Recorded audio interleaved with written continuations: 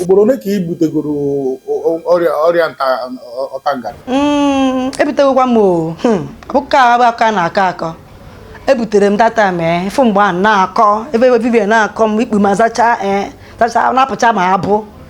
Hi, mama m ga-eme ma mgbagakwa nwa na-ere agbọtara nke a yawa the woman say madam biko ana m I have to open it for the woman. Say biko lee nime ahụ abeg help me ana m nwa ihe ka na-eme that day because heat na akọ m ebe ahụ we say biko madam help me with anya mmiri o na akọ m ọkọ ọ na-akọ m ọ na-atọ m ahụ mgbe m ga-esef nweta ebe okwuchi bọtụrụ na echi ebe ahụ na-echi ya ditin na akọ m na-ekwe ya nyogide the woman data nyogide the woman sị m nsogbu adị chaja m ego nwaanyị nyogide m ọgwụ nyogide m agbụ ma nke a na-etete ma nke a na-akọ ma nke eji asa ahụ ma ncha black nwe ihe da woman na-enye m that time we charge m ego na wage ihe charge sam ego charge m sị enwe ndidi nwetacha onwe m na mma akwụ ya and the woman dey wezigbo mmadụ nwe ndidi no treat that thing treat m ya mbido gwa akwụ ọrụ kwụ ya the money ịghọta so that man na-emekọ ya last time we fụzie m na-akpọ m hey fine girl son ndụ gị niile nwekwa na nwa stop on my way to somewhere next time ọkụsịkwara m n'ụzọ